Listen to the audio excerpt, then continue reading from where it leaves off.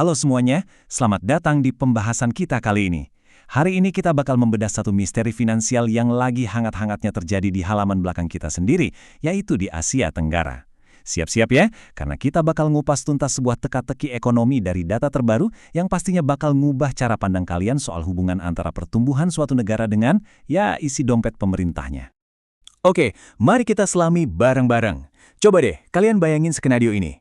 Ekonomi di sebuah kawasan lagi booming banget, bisnis melesat, dan orang-orang makin banyak belanja. Nah, logikanya kan, duit negara dari pungutan pajak juga otomatis ikut meluber, ya kan? Tapi tunggu dulu, ini dia pertanyaan besarnya.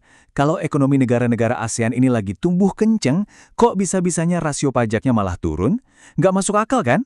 Kayak berlawanan banget sama logika dasar kita.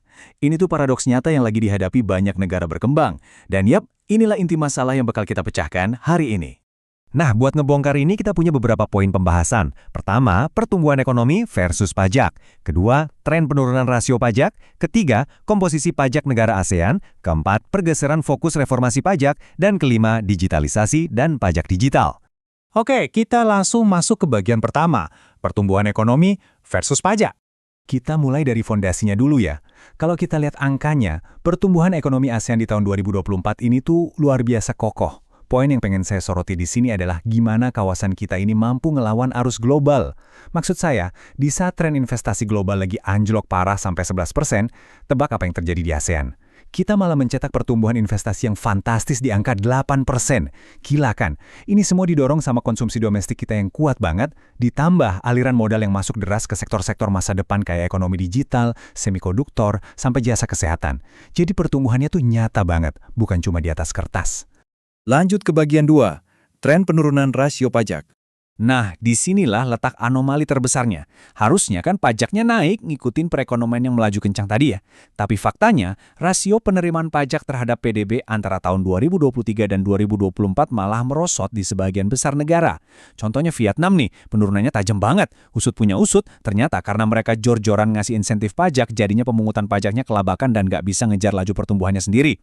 Terus kalau kita lihat Indonesia, sempat ada dinamika karena klasifikasi tarif efektif yang baru. Tapi intinya satu sih, kecepatan mesin ekonomi ini ternyata nggak sejalan sama kecepatan mesin pemungut pajaknya. Ibaratnya, mobilnya udah lari 100 km per jam, tapi selang bensinnya masih lambat. Biar lebih kebayang, coba perhatiin angka yang satu ini.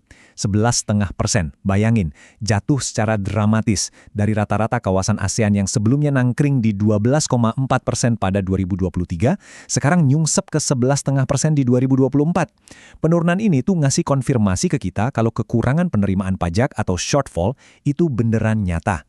Ini semacam alarm keras yang ngingetin kalau, ada yang nggak efisien nih di dalam sistem kita. Sekarang kita masuk ke bagian 3, komposisi pajak negara ASEAN. Mari kita buka kap mesin dari sistem perpajakan di tetangga-tetangga kita. Ternyata kontrasnya lumayan menarik loh. Di satu sisi kita punya Singapura dan Malaysia yang porsi terbesarnya datang dari pajak penghasilan badan atau corporate income tax. Kenapa bisa gitu? Ya jelas, soalnya mereka berdua ini kan ibarat base camp favorit buat kantor-kantor pusat perusahaan multinasional. Tapi di sisi lain, negara-negara kayak Vietnam, Filipina, dan Thailand itu jauh lebih ngandelin pajak konsumsi kayak PPN.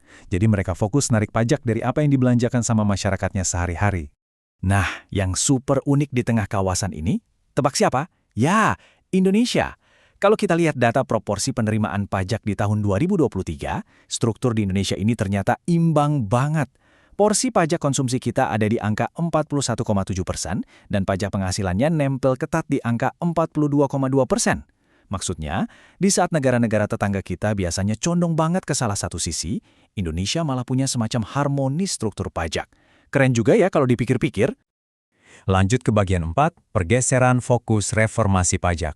Terus gimana dong cara pemerintah nyikapi anjloknya rasio pajak di tengah sistem yang beda-beda tadi?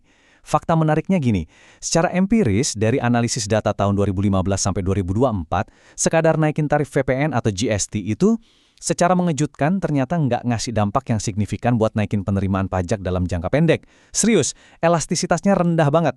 Jadi pemerintah mulai sadar nih, mereka nggak bisa lagi cuma main naikin angka persentase pajak terus berharap kas negara tiba-tiba penuh secara ajaib. Maksud saya, kalau tingkat kepatuhan warganya masih rendah dan sistemnya masih berantakan, tarif setinggi langit pun ya nggak akan ada gunanya kan? Ini bawa kita ke bagian kelima sekaligus yang terakhir, digitalisasi dan pajak digital. Jadi, kemana arah reformasi ini bakal berlayar? Nah, negara-negara ASEAN akhirnya nyadar kalau memperbarui mesin pemungut pajaknya itu jauh lebih krusial ketimbang sekedar ngutak-ngatik tarif. Hampir semua negara rupanya lagi sibuk perombakan besar-besaran loh. Di Indonesia misalnya, kita lagi siap-siap meluncurkan Coratex System di tahun 2026, sebuah sistem digitalisasi terpadu yang bakal ngerubah wajah administrasi pajak kita. Thailand lebih inovatif lagi, mereka punya rencana bikin negatif income tax di 2027, di mana sistem pajak nggak cuma buat mongot, tapi juga digabungin sama subsidi sosial. Terus Singapura lagi dorong transparansi real-time lewat sistem Invoice Now. Sementara itu, Vietnam dan Filipina lagi sibuk masang jaring buat mengut PPN dari layanan-layanan digital asing yang beroperasi melintasi batas negara mereka.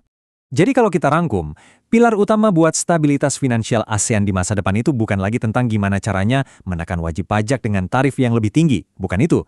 Tapi lewat teknologi dan perluasan basis. Fokusnya sekarang ada di 4 hal. Modernisasi sistem biar makin terpadu, ngejar sektor ekonomi digital asing yang selama ini nggak tersentuh, menyederhanakan birokrasi biar orang nggak malas bayar pajak, dan mulai menyatukan data sosial sama data perpajakan. Ini baru yang namanya tata kelola fiskal yang cerdas dan efisien buat masa depan. Nah, sebagai penutup, saya mau ninggalin satu pertanyaan yang lumayan menggelitik buat kalian pikirin. Kita udah sama-sama lihat kan, kalau ekonomi yang melesat kencang itu bisa jadi percuma aja buat kas negara kalau nggak diikat pakai jaring administrasi yang modern. Dengan semua lompatan inovasi tadi, pertanyaannya sekarang, menurut kalian, apakah administrasi perpajakan di negara kita sendiri udah benar-benar siap buat ngadepin gilanya kecepatan era ekonomi digital saat ini? Sebuah pertanyaan besar untuk direnungkan.